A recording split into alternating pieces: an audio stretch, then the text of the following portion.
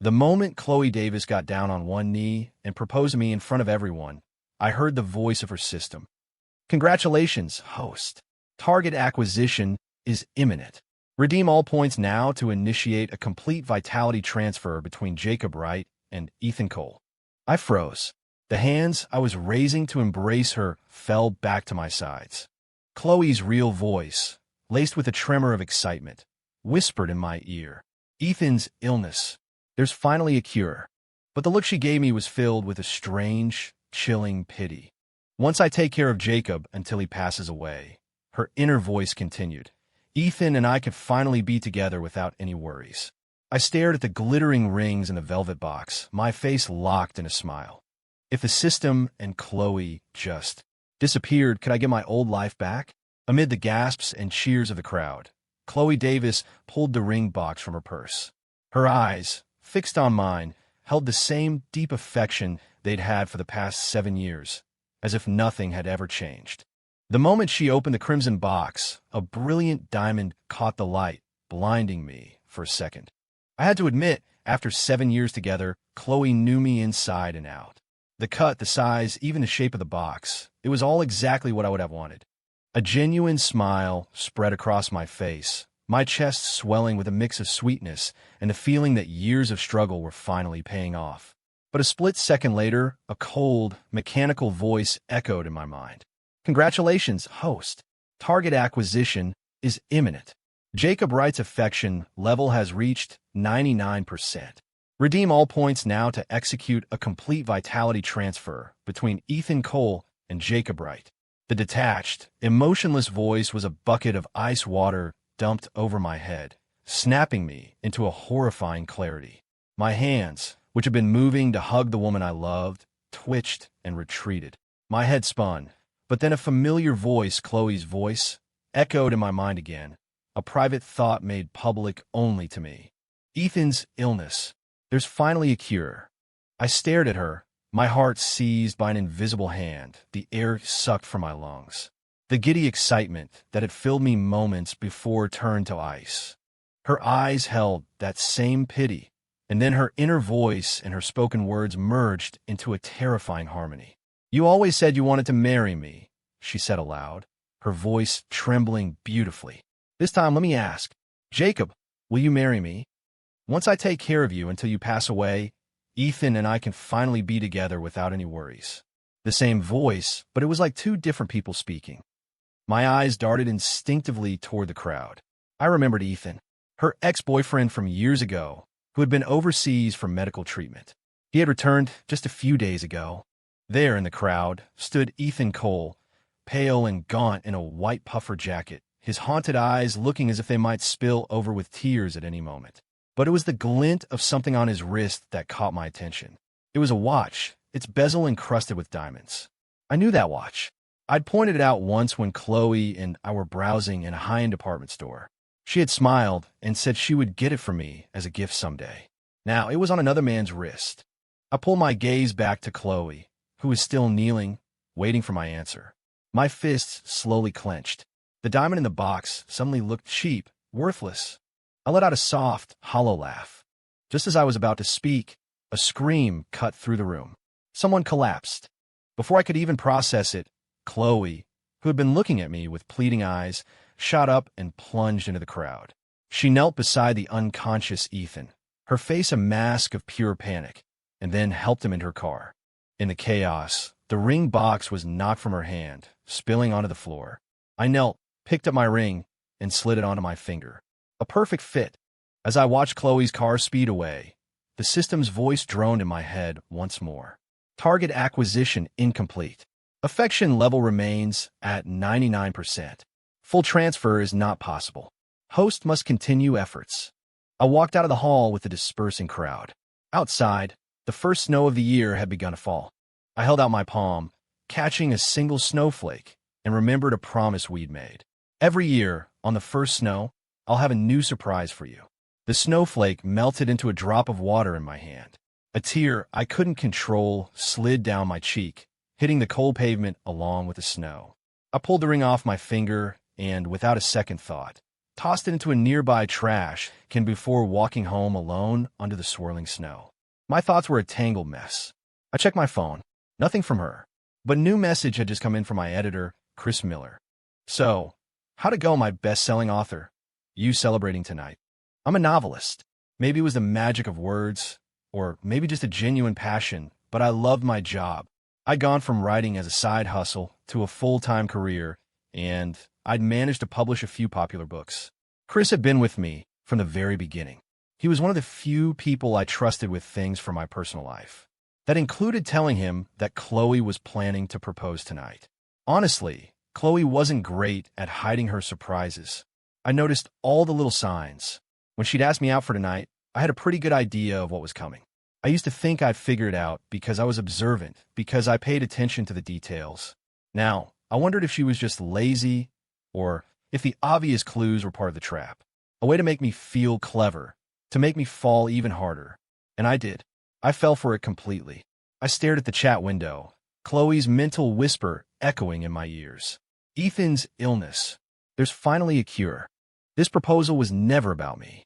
It was a party for one, and I was the only guest. In that moment, Chloe probably wasn't thinking about me at all, or 7 years together. Her words were a dull knife, slowly, methodically carving away all my joy, all my hopes for the future. No, something happened. It took a while for Chris to reply. You okay? Did you and your girlfriend get into a fight? A bitter smile twisted my lips. Maybe it was the relief of having someone to talk to, but I just typed it all out. Chris, do you believe in things like game systems in real life? My man, did you get hit on the head? Or have you been writing too much fantasy? What kind of out-of-left-field question is that? I didn't reply. I tossed my phone aside and collapsed onto my bed. The soft mattress enveloped me, a wave of exhaustion pulling me under. It's not possible, I told myself. There's no such thing as a system. No one would meticulously plan for 7 years, or maybe even longer, just to swap someone's health. And how could I hear it? Jacob, I repeated, a desperate mantra in my head. You're just exhausted. Get some sleep. It'll all be better when you wake up. I met Chloe my freshman year of college. I just arrived at Northwestern, buzzing with the excitement of getting into my dream school. And there she was. Our meeting was a total cliché. She was a volunteer for freshman orientation and was also the upperclassman chosen to give a speech at the welcome assembly. At first, I didn't think much of it. She helped me with my luggage and added me on WhatsApp, but we didn't exchange a single message for the first month of school. The crush of coursework made me forget she even existed.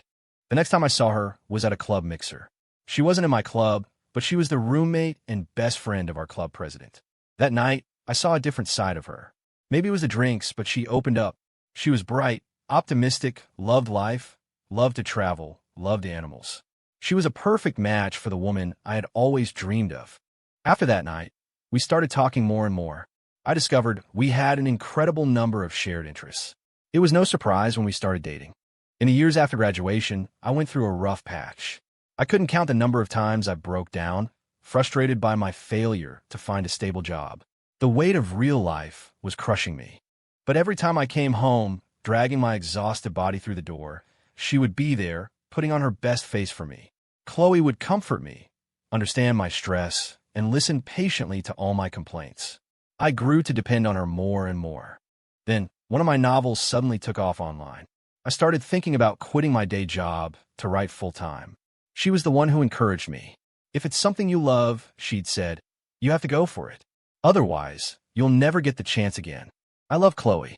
I loved every single side of her she ever showed me.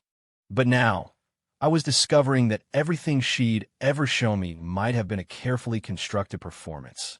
She wasn't my soulmate. She was just a very, very good liar. And I had been her fool. When I woke up, the sky was pitch black. I checked my phone. Dozens of missed calls and countless messages from Chloe. It was already 3 in the morning. I deleted the system notification and got up to find something to eat. Just then, the smart lock on the front door clicked open. We stood there, staring at each other. The memories of the evening came rushing back. Chloe took in my disheveled hair and the lifeless look in my eyes. The exhaustion on her face was quickly masked by concern. Jake, you didn't sleep well? She took my hand, her voice dripping with apology. Jake, I'm so sorry. Ethan just got back to the States. He doesn't have any friends here. He's not well, and I never imagined he would just collapse like that. Next time, she pleaded, I promise I'll make it up to you with an even better proposal, okay? I silently pulled my hand away, my face a blank mask. Seeing my silence, Chloe seemed ready to apologize again, but her phone rang. She hesitated for a moment before answering.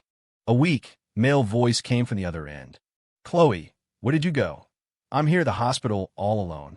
I think I'm having another episode.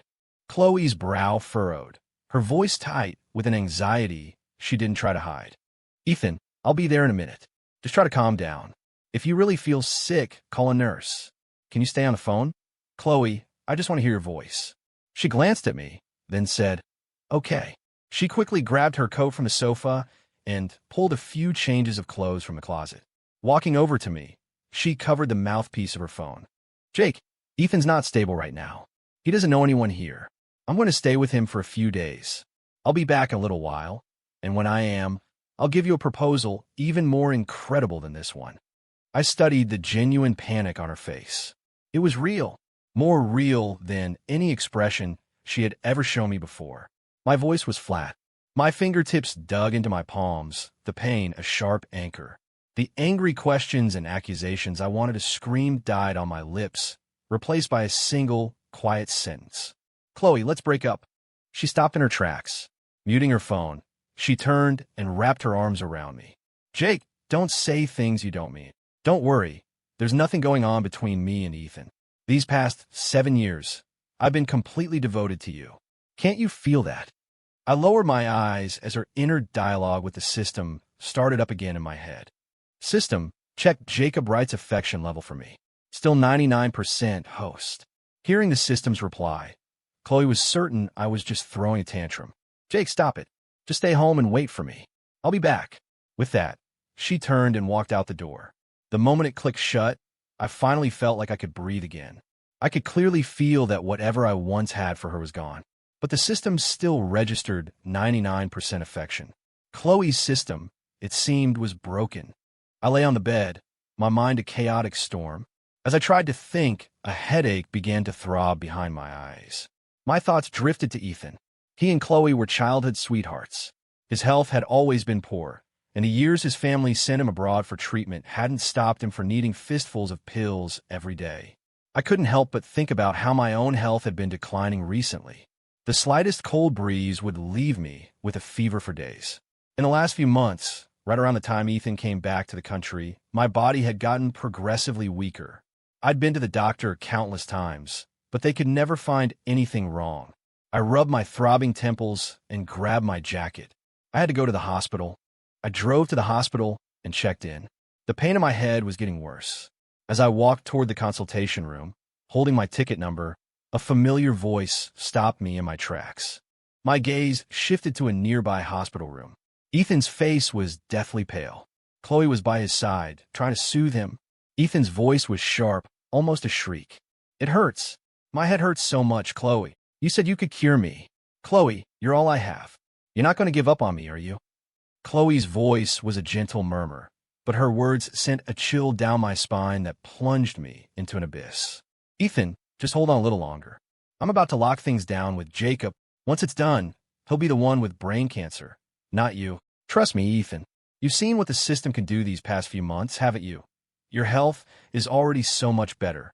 I stood frozen outside the door, the paper ticket in my hand crumpled into a tight ball. I doubled over, a wave of nausea making me retch. I gasped for air, but it felt like every part of my body was screaming in pain. Chloe didn't just want Ethan to be healthy. She wanted me to die in his place. 7 years of meticulous deception, all for one thing, my life. I wiped a tear from the corner of my eye, forced myself to stand up straight, and walked away from that room, one step at a time. I didn't need a doctor's diagnosis anymore. I already knew the result. I threw the crumpled paper into a trash can. A single thought crystallized in my throbbing head. If the system disappeared, could I go back to my old life? Could I have a healthy body again, free from this pain? Could I see the world with my own eyes again? I dragged my exhausted body home. Outside, the snow had started up again, falling so thick and fast I couldn't see a thing past my window. I started to pack. Chloe's system was broken. No matter how many times I told her we were through, she would just see it as me being difficult. So, the only option I had left was to cut her out of my life completely. As I was gathering my things, I found a photo album. It was full of pictures of us from our college years. A small, yellowed piece of paper fluttered out from between the pages. I picked it up. It was my handwriting. Travel the world with Chloe and fill this album with even more memories. I stared at the note for a long moment, then picked up a pen and drew a thick, black line through Chloe's name. When I first started writing, it was a hard, thankless grind. Life only got a little easier when I went full-time, but it felt like time had eroded my original dreams. My first dream was to use my words to document the world as I saw it. That dream had nothing to do with Chloe. I could still make it happen without her. I dragged my suitcase to a hotel. Finding a new apartment would take time. For now, this would have to do. Chloe called a few times, but I rejected everyone. Within a week, a friend helped me find a new place. He didn't ask many questions. He'd heard about what happened at the restaurant, how Chloe had left me for Ethan. I tried to get back to my old routine, with one addition, regular checkups at the hospital. I knew what the outcome would eventually be, but seeing the all clear on the lab reports for now was a small, temporary relief. Even if I had to find a way to escape Chloe and her system, I wasn't going to give up on saving myself. I was standing in the hospital corridor, looking over my latest test results, when the unnerving feeling of being watched made the hair on my neck stand up. I sighed and started to walk away faster. "Jake!" Chloe grabbed my arm. I turned and looked at her, my face impassive. We hadn't seen each other in over a week. She looked haggard, her hair unkempt and dark circles under her eyes, clear signs she hadn't been sleeping well. The familiar system prompt sounded in my head as she mentally checked my affection level. I raised an eyebrow, unsurprised to hear the system report back the same faulty number, 99%. Chloe visibly relaxed. She stepped forward and hugged me, her strong perfume filling my senses. "Jake, why haven't you been answering my calls? And why did you move out?" I silently pushed her away, my gaze shifting to the person standing behind her. Ethan Cole looked like a ghost, his body so thin he seemed translucent. When he saw me, he swayed on his feet. Even though this was the first time we were formally meeting, I could see the undisguised hostility in his eyes. Chloe followed my gaze and immediately rushed to Ethan's side to steady him. "Why are you out of bed? Didn't I tell you to rest?" Ethan shot me a triumphant look and took Chloe's hand. "It's fine. I just wanted some fresh air. I just didn't expect to see Jake here." I watched them, my expression unchanged. Chloe seemed about to offer an explanation when she noticed the report in my hand. "Jake, are you sick?" she asked, a flicker of hesitation in her voice, but the panic in her eyes was unmistakable. I found the situation grimly amusing. I looked at Ethan, who was now sizing me up, and forced a smile. "Yeah, I haven't been feeling well lately. My head really hurts." At my words, a faint flush of color returned to Ethan's pale cheeks. Chloe froze for a second, then asked stiffly, "What did the results say?" I smiled and waved the report. "The doctor says I'm perfectly healthy." Chloe's expression was strange, but she pressed on. "Maybe you're just overworked. It's okay. Once I get through this busy period, I'll come take care of you. Stop being angry. Move back in, Jake. It'll be easier for me to look after you." Fighting back a wave of nausea, I looked at her coldly. "Chloe, I already told you. We're over." She frowned, staring at me for a long moment before sighing. "Jake, can you please stop throwing a tantrum? I'm exhausted too."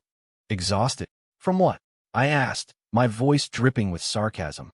"Is taking care of Ethan that tiring?" Hearing his name, Ethan immediately jumped in, his voice soft and weak. "No, that's not it, Jake. It's just, I don't really know anyone else here. If you're suspicious of my relationship with Chloe, I'll tell her to stop taking care of me. Starting right now." As he spoke, his breathing became ragged, and he slumped against Chloe's shoulder, fainting. "Ethan!" Chloe cried his name, her voice filled with panic as she immediately scooped him up to find a doctor. As she rushed off, she looked back at me. "Jake, don't make me disappointed in you. Trust me, I will come back." I stood there, rooted to the spot, as the pain in my head intensified. It occurred to me then that the timing of my headaches might be linked to when Ethan was having his episodes. The pain became so severe, I had to crouch down and clutch my head. A voice came from above. "Are you okay?" Breaking out in a cold sweat, I managed to look up. I forced the words out through gritted teeth. "Help me." The next time I woke up, I was in a hospital bed. The headache was gone. I sat up and downed a glass of water on the nightstand. The door opened and a woman walked in. "You're awake." I stared at her. Her voice was familiar. Seeing my blank expression, the woman let out a small laugh and sat down next to me. "A minute ago, you were asking me to help you." The memories of passing out came back to me. I looked at the professionally dressed woman and smiled sheepishly. "Sorry about that. Thank you for your help." The woman shook her head, glanced at her watch, and then pulled out a business card. "Here's my card. If you need anything, feel free to contact me." As she was leaving, she turned and gave me a thoughtful look. "The doctor said your case is unusual. Your test results are all clear, but you're still experiencing symptoms like severe headaches. You should probably stay in the hospital for a few days for observation." I nodded and thanked her again as she left. I looked down at the business card. The clean, blue and white design bore her name, Nicole Vance. The name was so familiar, but I couldn't place it. My phone vibrated. It was a message from Chris. "Feeling any better lately?" I knew what he was really asking. He wanted an update on my new book. "I've still got some stuff to deal with over here. The new book might have to wait until next month." He replied with an okay emoji, and that was it. I put my phone down, my eyes returning to the business card. As I puzzled over it, a familiar, frantic voice echoed from the hallway. "Doctor! Doctor!" I frowned, got out of bed, and peered through the small window in my door. I saw Chloe frantically pulling a doctor down the hall toward the room right next to mine. I let out a bitter laugh. What a cruel coincidence. Even our hospital rooms were adjacent. I didn't make a sound. I just went back to my bed and tried to figure out my next move. It seemed Ethan's pain was being partially transferred to me, though he still had to endure most of it himself. And with Chloe's system on the fritz, my affection level was permanently stuck at 99%. Her mission would never succeed, but it would never fail, either. Just trying to stay away from her wasn't a realistic long-term solution. Who knew what else her system was capable of? The noise from the next room was getting louder, making my head ache. I pulled the covers over my head and tried to sleep. Someone once told me that Chloe seemed too perfect, that she fit my idea of a perfect partner too well. And things that are too perfect usually aren't real. How did I argue back then? I'd said, in my eyes, Chloe is perfect. But in my dream, her perfect image was slowly consumed by darkness, swallowing me whole. I woke with a jolt, sitting bolt upright in bed. It was 2 a.m. Moonlight streamed through the window, casting a silver glow on my blanket. The hospital was silent. I wiped the sweat from my brow and got out of bed, needing some air. A light was on in Ethan's room. It seemed he was still awake. As I got closer, I heard arguing. I held my breath and leaned in. Ethan's voice was borderline hysterical. "Why is it still like this? Chloe, you promised me you would save me, but my condition is only getting worse. Why can't you just make your system give you the reward early?" Chloe's voice was weary, tinged with anger. "Ethan, I've told you, if I redeem the reward early and then fail the mission, I'll be penalized. I'm doing my best, but I haven't been able to make any progress on the mission because I've been stuck here, taking care of you." The room fell silent. Then, Ethan's voice returned, small and wounded. "I'm sorry, Chloe. It's just the pain is so bad. But it wouldn't matter if you redeemed it early, right? You said yourself how much Jacob loves you." Chloe didn't answer, but I heard footsteps. I quickly ducked back into my room just as she left Ethan's room and walked down the hall. Ethan's furious roar echoed from his room. "Why? You say you love me. You should be willing to do anything for me. What am I going to do? What if I get really sick? I'll look different. What if Sophia doesn't love me anymore?" A memory clicked into place. I grabbed my phone and frantically scrolled through my contacts, looking for my old college roommate. Alex Vance was my roommate at Northwestern. His family was wealthy, and he always looked out for me. He was sharp, and he saw people for who they were. He was the one who tried to warn me about Chloe. I opened my chat with Alex. Our last messages were from a few months ago, before Ethan had come back. After graduation, Alex had gone abroad for his master's, ending up in the same country as Ethan, coincidentally. Not long ago, he'd sent me a photo. It was of a man and a woman kissing. I zoomed in. The man was Ethan. Alex was a huge gossip, and since his social circle was massive, he always had the latest dirt. The woman was Sophia Serrano, a well-known heiress in their circle, from a family even wealthier than Alex's. When he sent me the picture, he told me that this guy had been chasing Sophia for a while and had lasted longer than any of her other boyfriends. I looked at the face in the photo, and a slow, cold smile spread across my lips. When Nicole Vance came to visit with a basket of fruit, I finally remembered why her name was so familiar. She was Alex's older sister. Alex had told me countless times how brilliant his sister was, how she was a prodigy running the family company at such a young age. "Ms. Vance," I said, thanking her, "I appreciate you looking after me." Nicole raised an eyebrow, a silent question about how I knew who she was. I held up my phone and smiled. "It's a small world. Your brother and I happen to be roommates in college." Nicole just nodded. I pulled up the photo Alex had sent me and showed it to her, pointing at Ethan. "I was hoping you could do me a favor, Ms. Vance. I need you to run a background check on this man." Nicole's dark, intelligent eyes met mine, her gaze so intense it made me sweat. I swallowed hard and pressed on. "I know that your company is looking to expand into the entertainment industry. You've recently invested a huge amount of money into a new TV series, but the showrunners were having trouble getting the original author of the novel to sign on as a screenwriter."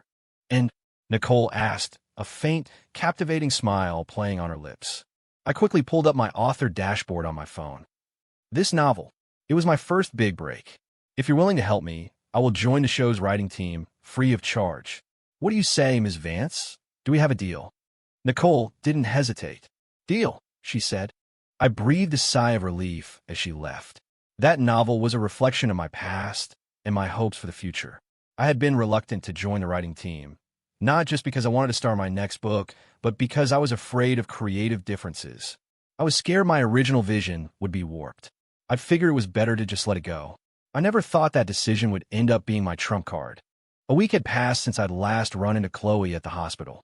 She was still relentlessly texting me every day, sharing little details of her life. In the past, I would have been touched by her desire to share everything with me.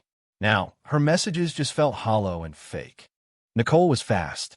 In just 2 days, she had a complete file on Ethan for me. After reading it, I sent a message to Alex, asking him for a favor. When Chloe called me again, I didn't reject it. I answered. Her voice was filled with surprise and relief. "Jake, you finally answered. Can we please meet? I really miss." I cut her off. "Chloe, we need to talk." I told her to meet me on the hospital roof. The cold wind whipped around me, but I couldn't feel it. I heard Chloe's confused voice behind me. When I turned around, I saw the shock on her face. "Jake, what? What happened to you?" I let out a cold laugh, looking down at my own frail body, hidden beneath a thin hospital gown. These last few days, I'd been enduring a pain that wasn't mine, and my body had withered away. No matter how many supplements Nicole brought me, I was just getting thinner. "I'm sick, Chloe," I said flatly. I looked down for a moment, and when I looked back up, my eyes were red. "Chloe, I've been in the room right next to Ethan's this whole time. I can see how much you love him. You know, every time the pain hits, the doctors can never find anything wrong with me. I think I might be dying." I gave her a devastatingly sad smile. "Chloe, I don't want to be a burden to you. Let's break up." Her expression shifted from disbelief to a deep, aching pity. I saw it all. Chloe's inner voice spoke again. "System, is there a way to do this that's less painful? I really don't want this." The cold, mechanical voice gave its answer. "No." She rushed forward and threw her arms around me, her hands trembling. "No, Jake, you're not going to die. It's my fault. I'm so sorry. I'm so sorry." Snow began to fall from the gray sky. I reached out and caught a single flake in my palm. I leaned in and whispered in her ear, "Chloe, do you remember? You said you'd have a surprise for me every time it snowed for the first time. So what's this year's surprise? Because I haven't gotten it yet." After that day, Chloe started spending her days in my room, taking care of me. She would only go to Ethan's room at night.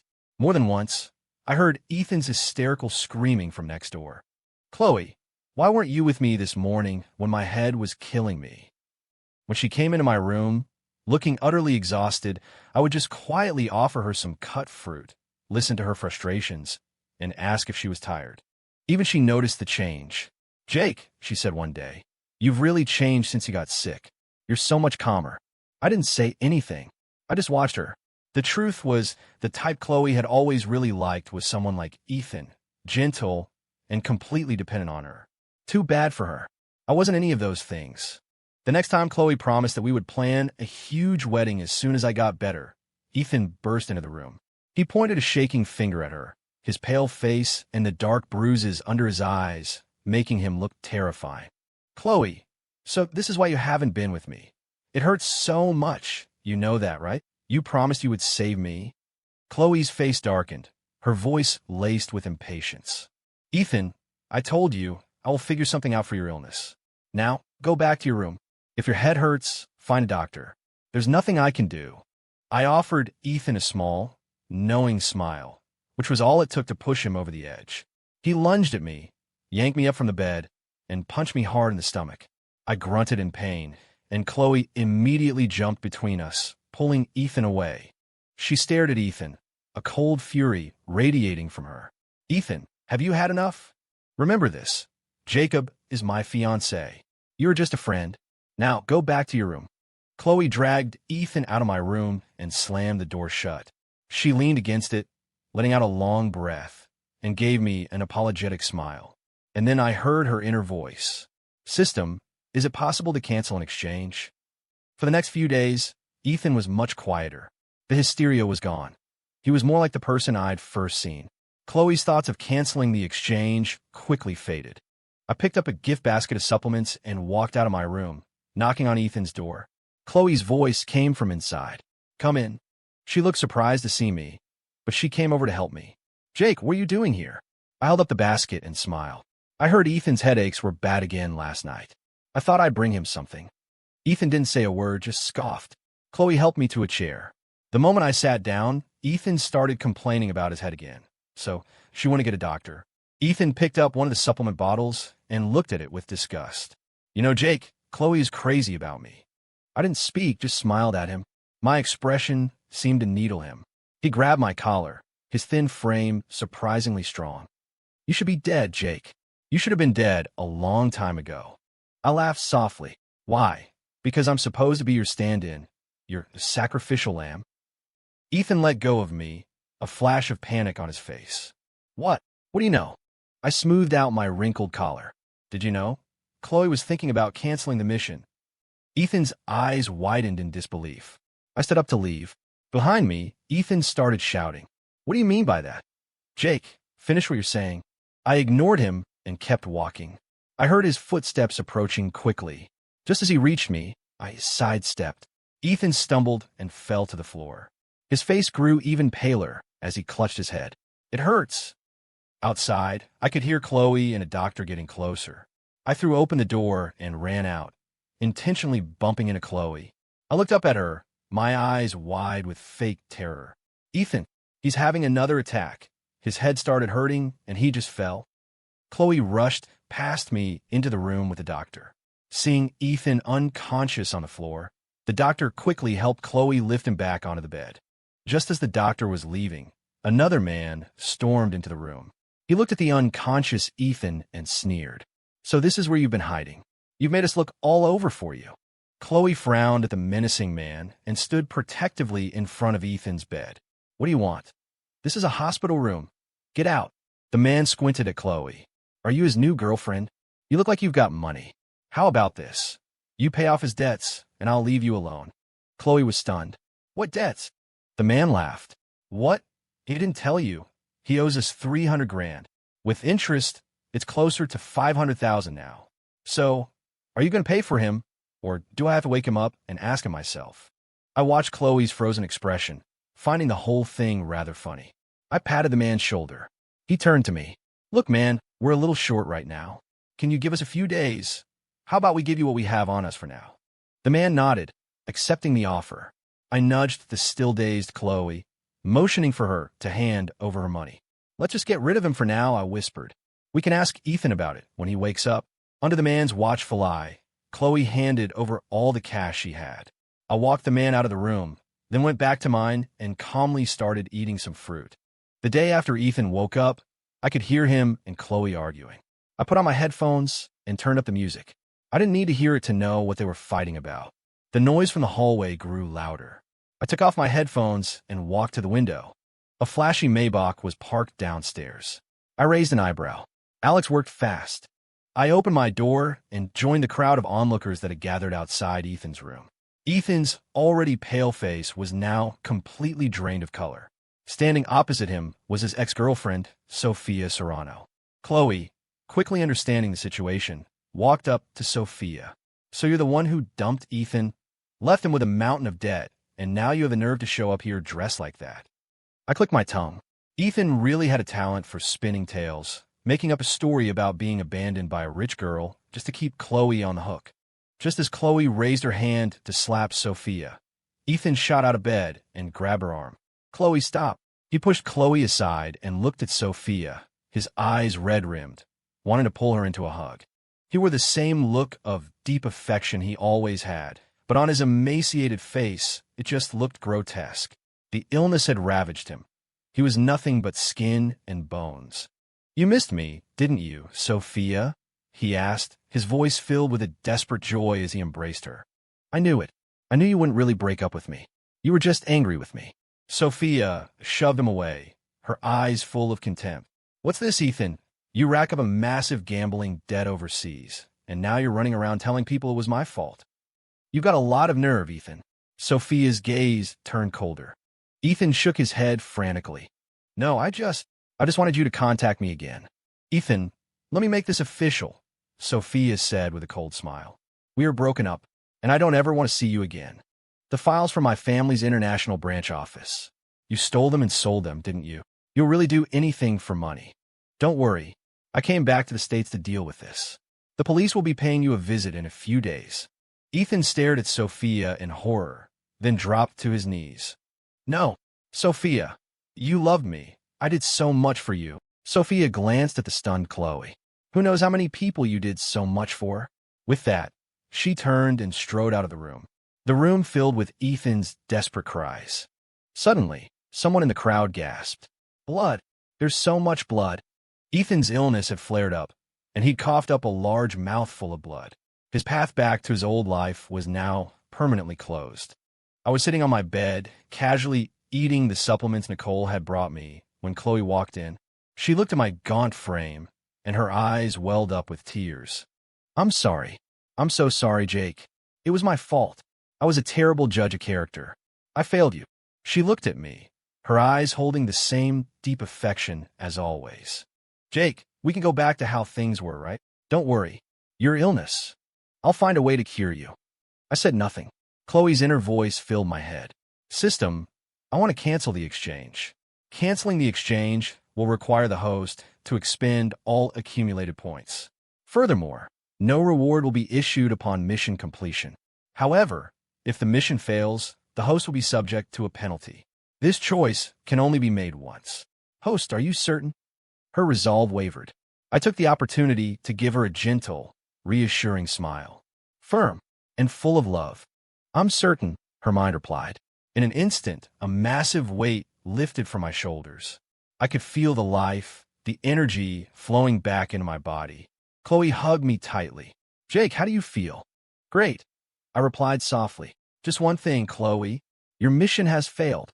She pulled back, staring at me in disbelief. I kept smiling. "You know, Chloe, I've been able to hear your system ever since that day you ran off with Ethan. It's almost like fate itself didn't want me to die, don't you think?" Chloe's disbelief turned to sheer terror. At the same time, a series of warnings blared in my head. "Warning, warning, system error. Jacob Wright's affection level is dropping. 90%, 80%, 0. Mission failed. Initiating penalty protocol." A scream erupted from the room next door. It hurts so much, doctor. Aren't you going to check on him?" I asked, still eating my fruit. "He is, after all, the man you were willing to sacrifice me for." Chloe stumbled backward and ran out of the room. I finished my snack, got out of bed, and walked to the door of Ethan's room. Doctors and nurses were rushing in and out. Ethan's hair was falling out in shocking clumps. The sight made Chloe collapse to the floor. A doctor stood in front of her, speaking urgently. "The patient's condition is deteriorating rapidly. We may need to move him to the ICU. Are you his next of kin? Chloe just stared blankly at the now maniacal Ethan on the bed. He clearly saw her, too, and began to scream hysterically. Why? Chloe, didn't you say you would never give up on me? Why does everyone abandon me? Chloe, it hurts. I'm dying. I'm going to die. As he raved, his eyes landed on the fruit knife on the nightstand. His gaze shifted from Chloe to me, a sinister look on his face. Jacob, you were supposed to be my substitute. Why should you get to live so comfortably? And you, Chloe, you broke your promise. You said you would cure me. Go to hell. I'm taking you both with me. Ethan lunged at me with the knife, but just as the tip was about to reach me, it swerved, turning toward Chloe. At that exact moment, I heard the system's voice one last time, followed by Chloe's terrified scream. Penalty protocol engaged. Life termination sequence initiated. 5, 2, 1. Chloe crumpled to the floor in a pool of blood, her eyes wide with disbelief. The hallway erupted in screams. Doctors and other visitors rushed forward to restrain Ethan. As he was dragged away, he stared at me with pure venom. It should have been you, Jacob. It should have been you. Ethan was sent to a psychiatric facility. The next I heard of him, he had died from cancer. My life returned to normal. It was as if those 7 years had been nothing more than a long, terrible dream. I fulfilled my promise to Nicole and joined a writing team for the TV series. It was a surprisingly wonderful experience. The veteran screenwriters listened to my opinions and respected my vision. The show was a massive success. With the first paycheck from Nicole, I booked a trip around the world. As I traveled, I continued to work on my new book. And my new book gained a new, very devoted reader. Nicole. She pestered me for new chapters even more than my editor, Chris. We would often discuss plot developments. When I finished the first leg of my trip, I decided to return to the States for a while. Alex was back, too, and he and Nicole picked me up from the airport. I used my savings to buy an apartment I loved. It wasn't big, but it was comfortable. It was mine. Another year, another first snow. I walked quickly down the street, a bag of snacks and drinks in my hand, heading for my apartment. When I opened the door, Nicole and Alex were already there waiting for me. What took you so long? Alex said, pulling me inside. We've been waiting forever. Nicole's cooking tonight, so you're in for a treat. Her food is amazing. I raised an eyebrow. Well, now I'm really looking forward to it. This year on the first snow, I was celebrating with a life that was quiet, warm, and peacefully mine.